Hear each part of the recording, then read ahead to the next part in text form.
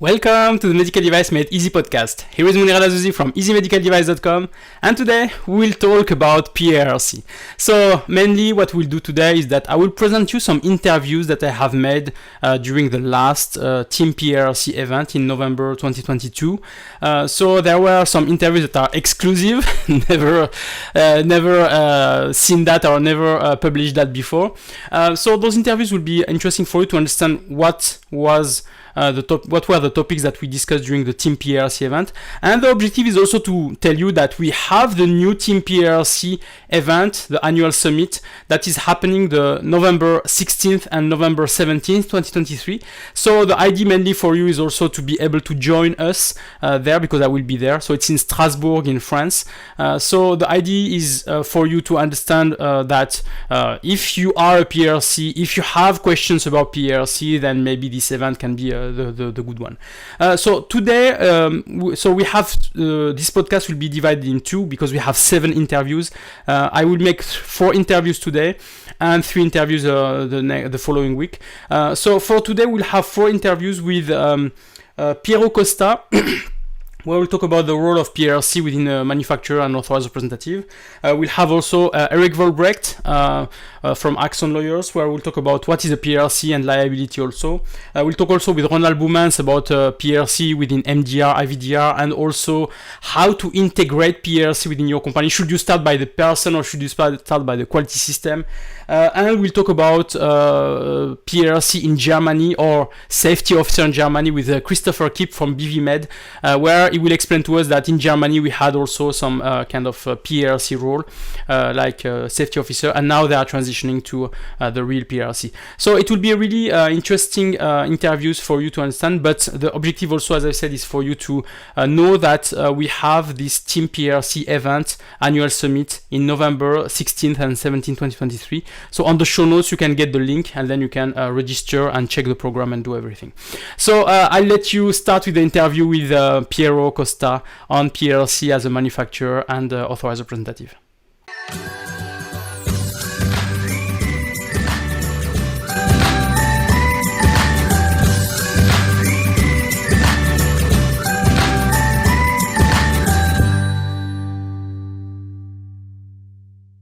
Hi everyone, so we are today here at the Team-PRRC in Brussels. I'm here with Piero Costa, and Piero is a PRRC and BSI trainer. So Piero, welcome, and thank you for accepting to get interviewed here today. Thank you, Monir.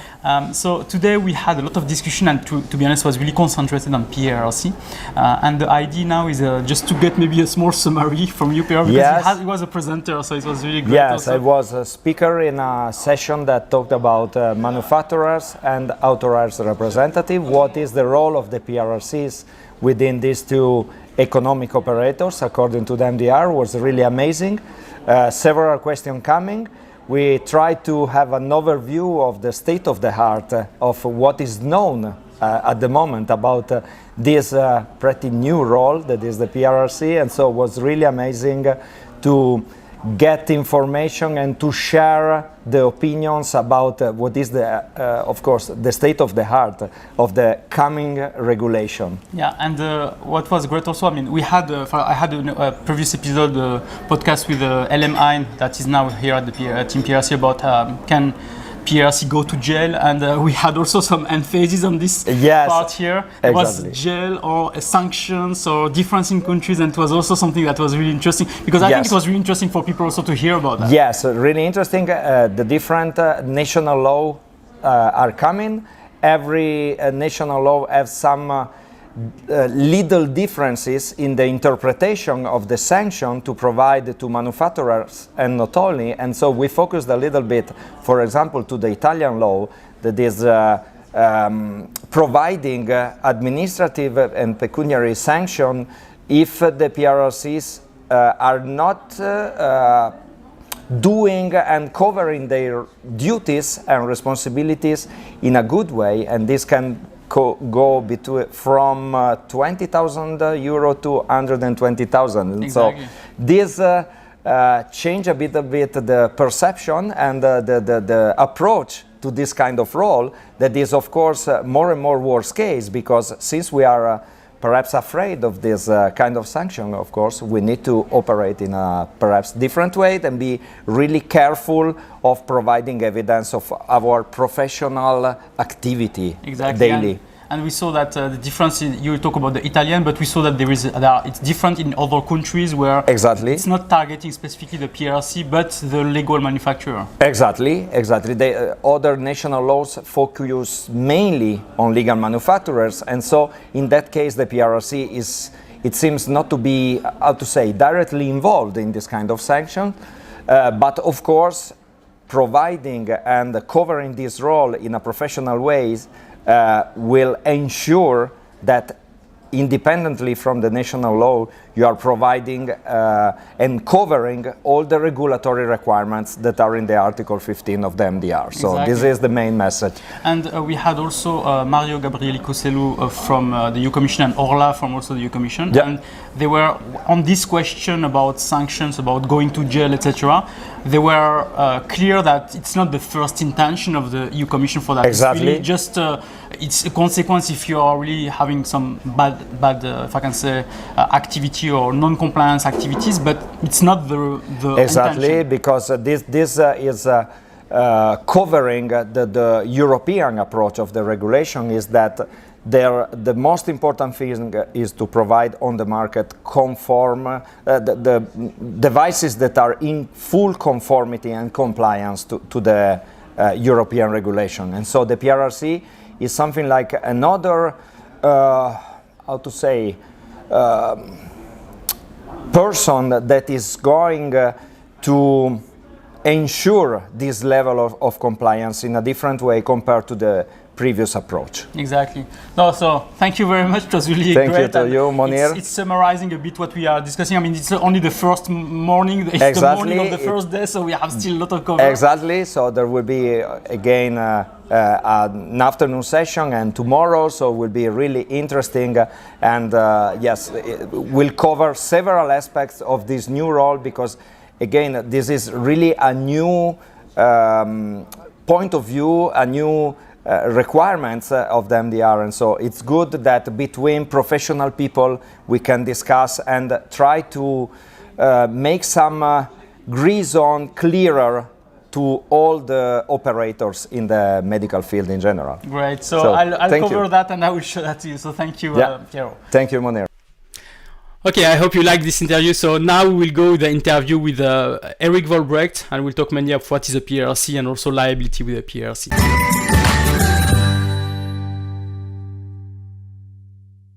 Hi everyone, so Monir El Azzouzi from Easy Medical Device, and here we are at a Team-PRRC event in Brussels with Erik Vollebregt, so our preferred lawyer. Hello. We are here talking about a specific role which is a new role under EU MDR, which is a PRRC. Sure. Yep. And we had a lot of people coming for a first event. It was really a great event with people coming with mainly a lot of questions. I mean, it was interesting because you see a lot of people coming, but they have nearly all the same questions, all the same questions about issues, possible issues with this role, etc. So I think it was also to reassure them that they can be PRRC, there is no problem, it's okay, etc. So Eric, what was your, summary of yesterday about maybe this event and also the question around people, what they were asking to you? Well, first of all, I'm very happy with the event. I think it's important that there is an event for this very special community, you could say, because the PRRC has a special regulatory status under the MDR and the IVDR. I had the impression that there were more MDR PRRCs than IVDR PRRCs, definitely. The IVDR PRRC still needs to be discovered a bit. So, and I think it was also fantastic, actually. Shout out to Mario Coselu and his colleague from the Commission, that the Commission attended, they presented, they stayed for basically the whole day. I mean, the whole day yesterday which I think is pretty unique. They were very accessible to questions, so good on them. I think that's perfect. And of course, there are still so many questions about what the PRRC mandate really means. I mean, there's some old MDCG guidance which says something but not a lot. Yeah, true. We've seen member states implement some very different legislation on surveillance of PRC obligations, with Italy basically saying PRC is personally liable, they can be fined, they go to jail, and other countries saying the exact opposite, and then a bunch being in between. So how are you going to navigate this as a PRC? And that's an area where I had a lot of questions on, and also what should your PRC mandate look like? Because we've just had the really detailed Authorized Representative MDCG guidance. That says a lot about what the AR mandate should look like. We should really need something, I think, for the PRC, because now everybody is like, is the PRC a QP? No. Are they a DPO, data protection officer? No. Are they a responsible person for cosmetics type of person? No. It's just a little bit different from everything we know. So yeah, lots to develop there. Also, what are your obligations to the company and your liability as a PRC? That's also an area where I got a lot of questions. And of course, if there's potential liability for you as a PRC, you want to be insured for that. If you want to be insured for that, the insurance company first has to have an idea of what a PRC actually is before they can insure the risk. So these were quite some of the questions that kept repeating themselves after my presentation on the legal aspects, which was a lot of fun to do, by the way. Exactly, and we had, as you mentioned yesterday, we had also Mario Gabriele Costello from the Commission. We had Orla from also the MDCG meeting, MDCG group. What was great also is that when we started to talk about sanctions and everything, Mario was clear to say it's not the intention of the authorities, like I said, to put people in jail or this kind of thing. It was really just something, because you need to have some kind of element there. Yeah, that's the dilemma. When the law says that the PRRC is responsible for ensuring that, what does it mean? Exactly. Does it mean that the PRC has an obligation to reach that result, or is it an obligation on the manufacturer to nominate a PRC that's available to the organization for these processes? Well, it's nice that at least the Commission in public said no, it's the latter interpretation. Personally, as a lawyer, I would always say, well, it's always helpful if you would then write it down in the law like that. You can always write it down more clearly, or maybe update the guidance. The update of the PRC guidance is still on the roster. I hope I didn't offend the Commission and the MDCG too much when I publicly said that the existing MDCG guidance is a pretty bad document. Yeah, I saw that. Yeah. They didn't like. Well, sorry. But really, it's not a good document anyway. But and I think what I can also say personally about this event is that the people that attended this event are really dedicated people. I think if this is a group representative of the PRC community, I think we are lucky to have them, because these people really want to do the right thing. They think about their role, they think about how to implement it. It was a good mix of internal PRCs and external PRCs. There were some mega PRCs that from Abbott and from J&J that showed us how you do it in a big company.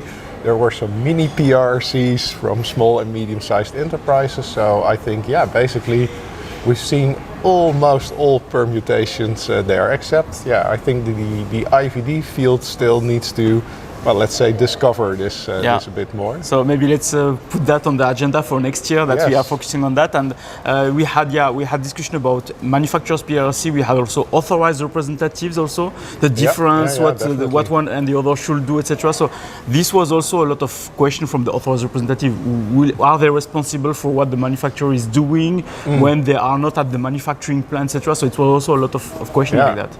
Yeah, I think for that distinction, it's well, on the one hand it's easy, and on the other hand it's difficult, depending on how you look at it.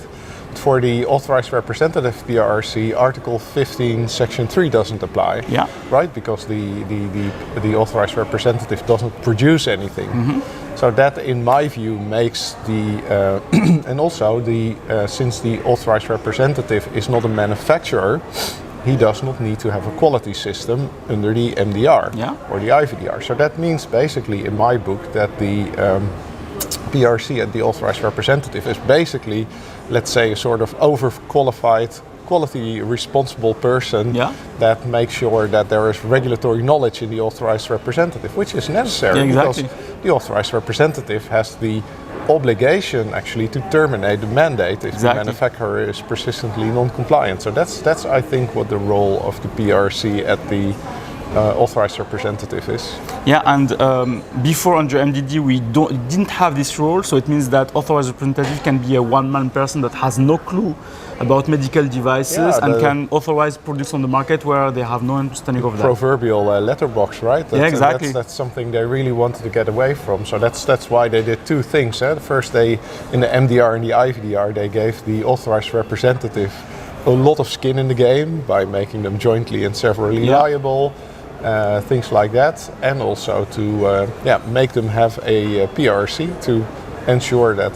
And there were also some really interesting questions, by the way. I forgot to mention that about conflicts of interest in companies. How do you put your PRC in the right place? So, for example, one of the interesting questions I had, I have a small company, very small company. I have a PRC, the only qualified person I could find. And then this person goes on sick leave for a few months. Can the CEO of the company stand in for the PRC? Yeah, no. I mean, it's a lot of question about that also. Can the CEO, who maybe is knowledgeable, but he has a lot of conflict of interest also about everything in the company. He has to decide to sell products, but he has also to decide compliance. So it's like, how can you make these decisions? For a CEO of a small company, it's terrible because on the one hand, everything is your business, but unfortunately, not everything can be your interest when you have divisions like this. That's very unfortunate. And you had also a lot of. So we had also a session called speed networking. So I think you had a lot of speed dating also. So there's also a lot of people coming to you. So what were the most questions that you had there? I had the CEO and the sick leave question. A lot of questions about insurance. Okay. So, for example, if you are an independent PRC and you are being sold to small companies by a payrolling company that has a general liability insurance for you, do you have to get additional insurance for your PRC activities yourself? I also had questions from other external PRCs where they were unable basically to convince their management that they might need an extension to the company's liability policy because PRRC work is not necessarily the same as general consultancy because PRC is a legally qualified regulatory mandate, so that's something different, I would say. So these were questions, and then of course there were also some really nice questions that people took advantage of about placing on the market. Because this is the question that regardless of who you are, if you do anything with medical devices at this moment, you'll be wondering about when something is placed on the market. So that was a lot of fun too. Great. And it was really nice that I was sitting next to Cécile from Florence, De Gaulle Florence. De Gaulle Florence, who is also.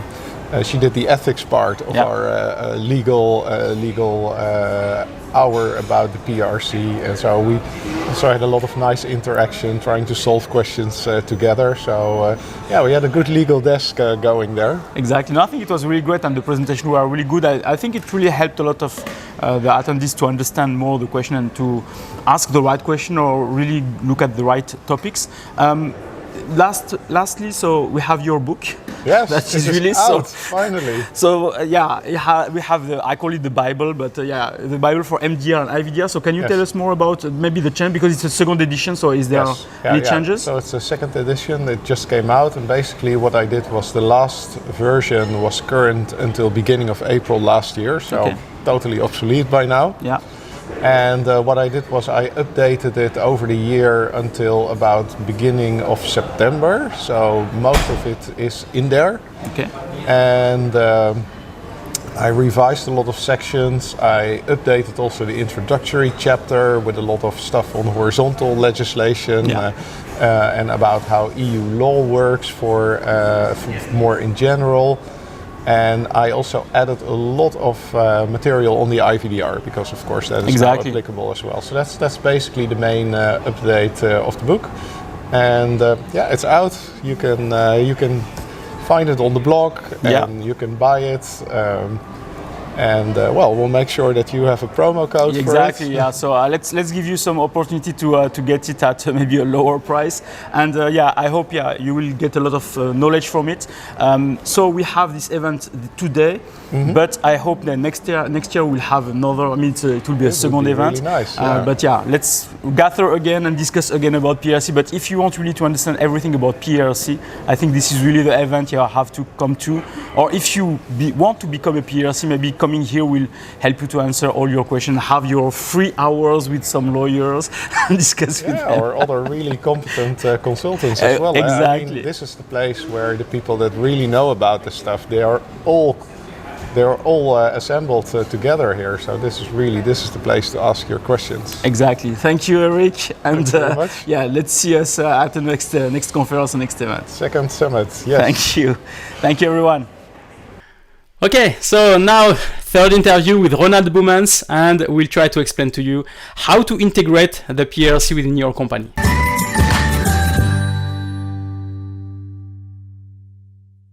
So, hi everyone. So I'm here with Ronald Boumans. So from Ronald Boumans Consultancy. Is that correct?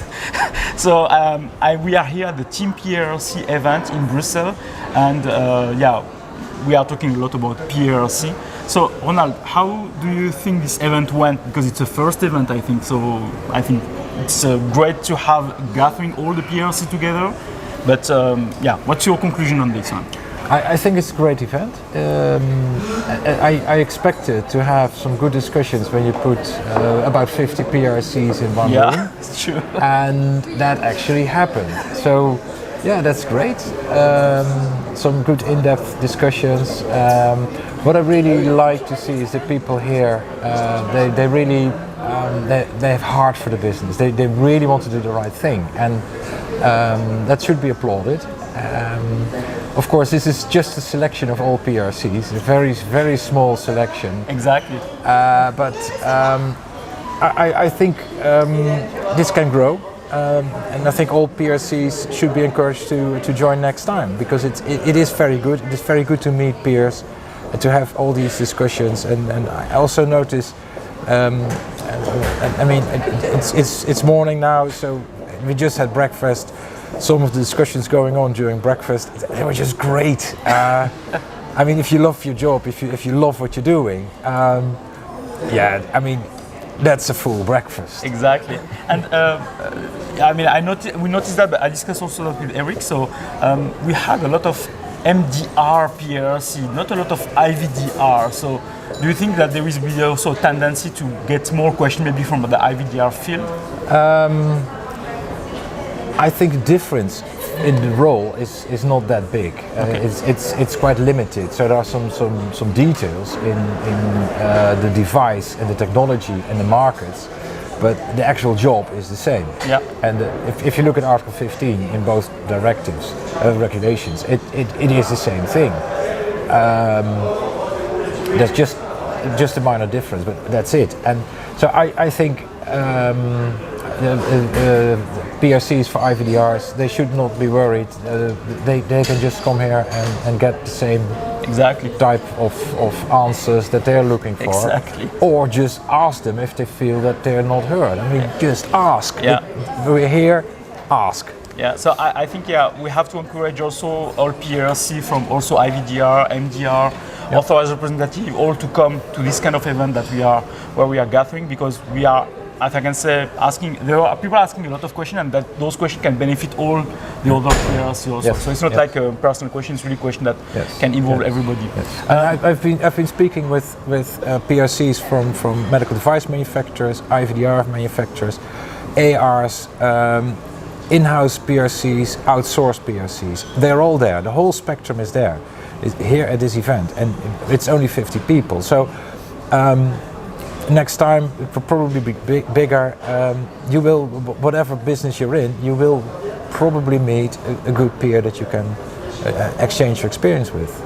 And great. Adhesion to the Team-PRRC association, I think, is a good start, if I can say. You have to do that first. Yeah, I think it couldn't have been better. Yeah. It feels so good. There's such a good atmosphere, a good vibe, a positive atmosphere, and people are really focusing on what's going on and about the job of the PRC and that role, how to make that into something good and effective. This is really good, and I think it should not be our last summit. Exactly. We had also discussed a lot about organization of your quality management system for the PRC. So how do you see that? How we should organize this for the role itself? Yeah, yesterday we had this presentation by Abbott and Johnson & Johnson, how they did it, and I also discussed later with some other companies how they organized the role of the PRC. What I learned there is that the role of the PRC should be set up and designed together with the quality management system. So don't start with a particular person. That person, he, she, that will be the PRC, and then see how we fit that into the organization. That's the wrong way around. What you need to do is to say, where do we want to have the PRC? And so if I look at when I was starting as a PRC for Emergo, which is a consulting organization that also provides authorized representative services, I was a consultant, so not directly concerned with authorized representative services, although I was quite involved in assisting there, but I wasn't in the role. As a consultant, I could have a very good look at compliance performed by others. So, although I wasn't in the role, in the process for authorized representative services, I had excellent access to that, and that's something that you can think along those lines to make sure that you set it up in a way that actually works and means that you have a good PRC and an effective PRC. Exactly, and quality management system is one way to, if I can say, organize all that. We have made also a podcast episode called "How to be the best PRC ever," ethical also. So following some procedures is great, but having also that inside you is also important. I think. Yes. I think. If you look at most organizations, they have the internal audits, they have audit by notified bodies, those things. I think the PRC should not be an extra auditor. Exactly. Because they're repeating the same process. They should take just a step back and, having seen all this, and looking at all the processes, how does it actually work? What does it do? What does it mean for the patient in terms of safety and efficacy of the devices? And you're looking at the same subjects, the same processes. As a PRC, you're probably using similar tools and procedures, but still, the way you look at it should be different. It should be more holistic.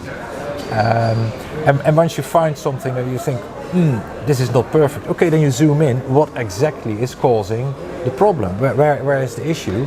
And then you may indeed come up with details about things that are not compliant.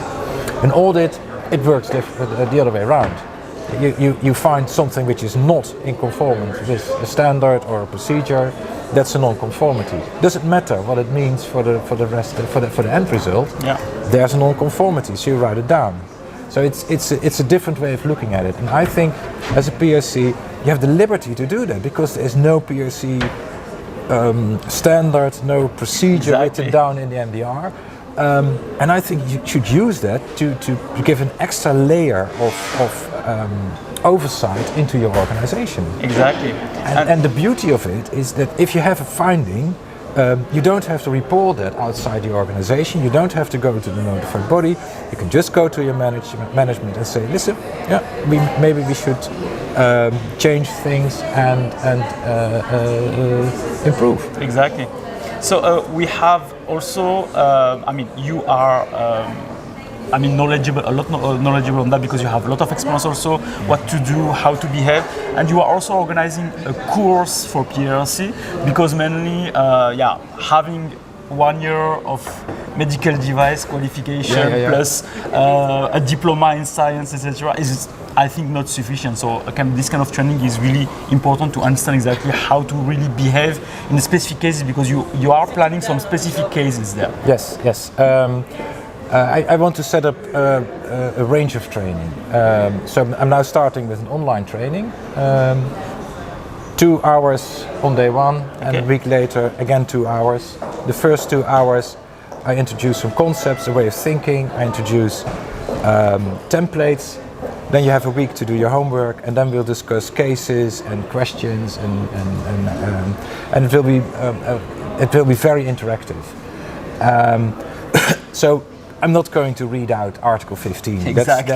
That's not the subject of the course. I'm going to talk about all the other things, how to do that, how to look at your organization, and how to if you find something, what do you do, how do you report about it, and just a simple thing like, if according to the definition in the NDR or the IVDR, the manufacturer is responsible for the device, what's the role of the PRRC? Exactly. Right? It's a very simple thing, but if you think about it, it's very strange. What should the PRC be doing if the manufacturer is responsible for the device? So how does it work how can you make that work in a way that is really producing a positive effect on the device and the safety of it? Exactly. And so, for example, during the event you had also asked some difficult questions to people, like if there is something wrong, how can you announce that maybe to your management, this kind of thing. So this is the thing that you will also try to teach people. Yes. I use scenarios. So like yesterday I started with a very simple question: something wrong with the device? Exactly. Maybe it should be recalled. So how do you communicate? And I started adding things like, middle management starts objecting. So what do? So you escalate. You have your escalation procedure. You go to top management. Top management says, yeah, thank you, but we're not going to recall. Exactly. What do you do? Right? What are your options? And when did you do your job properly? Because that's the requirement. You need to do your properly. So, but how does that work? And those are the things that I want to discuss, address in the starter training. I'm also working on developing a training which is live. So some students in the same room, and we'll have discussions, and we'll do some role play. Like, so I'm the manager. Exactly. You have to tell me the bad news. So how are you going to do that? Exactly. I have some experience with that because when I was still working for the Dutch Competent Authority, we had what we called inspection academy. So several inspections for various parts of the government oversight. They joined forces in this inspection academy, and there we trained inspectors in how to do inspections and what to do, and how to write a good report, and what's the conclusion, and those things, those basics.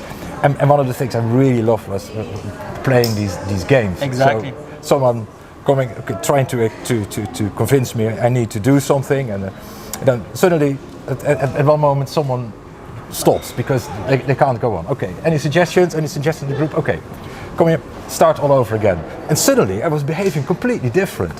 Hang on, but that's real life. That's how it happens.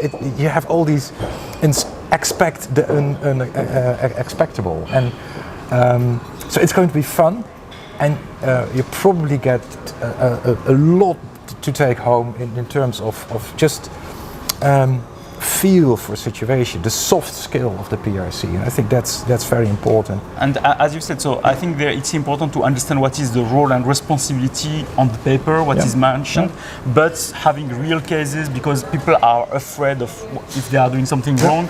So here putting them on the spot to say, okay, there is something wrong, what you will do exactly, how you behave, I think is important, because we have also some other organizations that are providing some trainings, but they are just looking at Article 15, looking at each line and say, here is what you have to do or this or that, but it's not like putting you on the spot, and I think it's what is important with your training, that you are really organizing that in more in a practical way and helping also people to behave correctly in different situations. The basic principle here is that you learn a lot by making mistakes. Yeah. So you put it in a position where you're making mistakes. Exactly. Without those mistakes having any consequences. Yeah. It all stays in the room. Big laugh about it, but if it gets really embarrassing, but that's it. And so there you have your mistakes, so you don't make them in real life. Exactly. That's what I want to achieve, and I've seen that with and training inspectors. We had a certain thing where exercise where. As an inspector, you may get a lot of political pressure. Yeah, true. Politicians, a minister wants a result. Yeah. Regardless, the facts, that happens. So we've put inspectors under a situation where they got this real pressure. And they made the mistake. They all made the mistake. That was the last time in their life they made that mistake. Yeah, because after that they learned, and that was practical. So embarrassing. Exactly.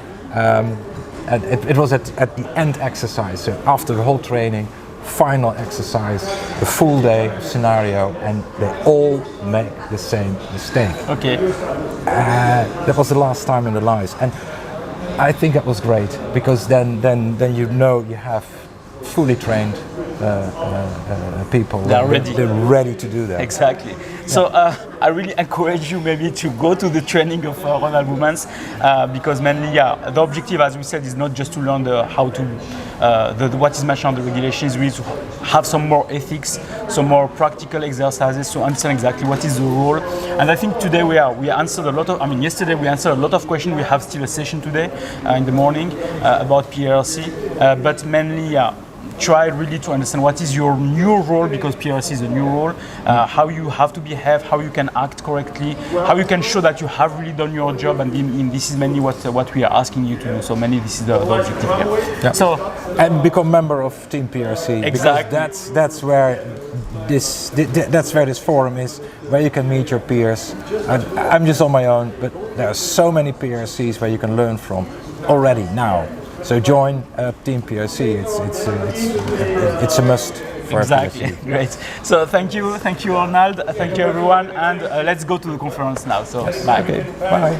And the last interview is with Christopher Kipp from BVMed, where we'll talk about PRRC in Germany with the safety officer role that was existing already before.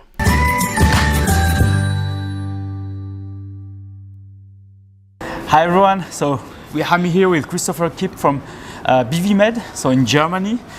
So we are here at the Team-PRRC event in Brussels, and I wanted to have the opinion of Christopher on this event, and also on the takeaways for him related to BVMed. So Christopher, thanks for being here.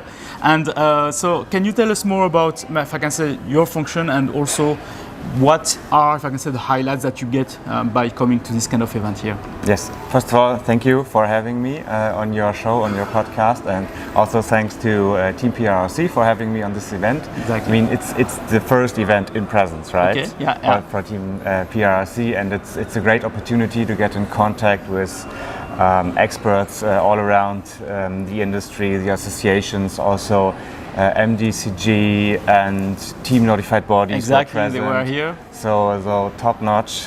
Exactly. That's very nice. So first of all, I am at BVMed, the German MedTech Association, responsible for our local national network of PRRC. So we have something similar where you can get in contact and share information and learn best practice and all that.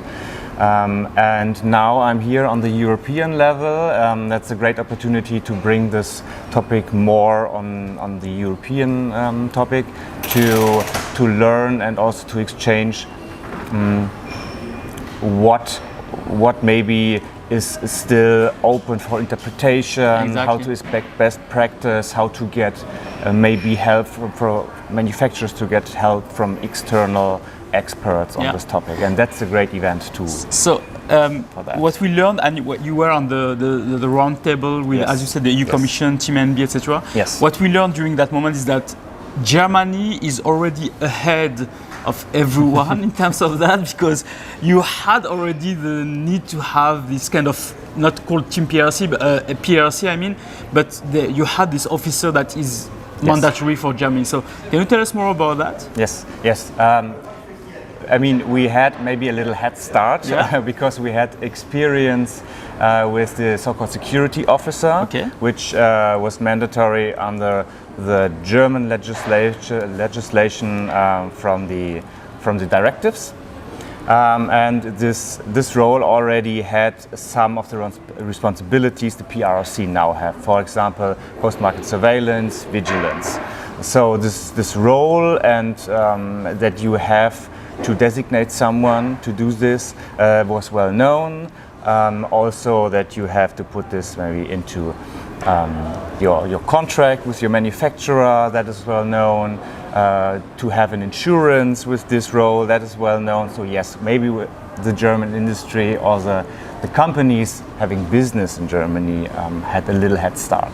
So I suppose that now, as we are arriving with all those topics of PRRC, the German manufacturers or people that are already safety officers there in Germany, they are not really asking too much questions. It's just a change of title, or they are also asking maybe some question on saying, oh, what should we do, or should we change something? Or I mean, is there some struggle that we have, because we had a lot of questions here from people? Will I go to jail? What is the liability insurance that we need to have? I mean, what is really my responsibility? Does the German safety officer have the same questions? Well, I can say that all the safety officers just became PRRC, because PRRC is more complex, right? You have the technical documentation, you have the quality management system.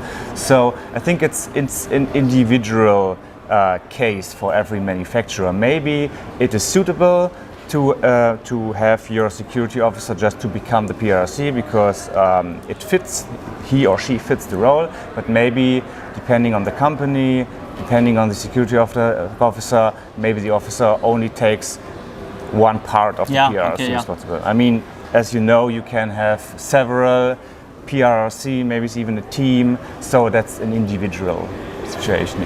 So what was maybe some of the question? What were some of the questions maybe you heard yesterday and maybe today that were maybe too much? If I can say that they were really surprising, or like, wow. We never had, if I can say, this kind of mindset, maybe in Germany or with the things. So, what are the questions that are really, if I can say, surprising for you that you are hearing here? What was very interesting for me was the very detailed discussion about liability. I mean, it's the person responsible for regulatory compliance, but we heard a lot of talking about liability. Is the PRRC personally liable if there is an incident? And that's something very important to have lawyers to discuss. Yeah, we had that there with Eric and Cecile, exactly. Yes. And I mean,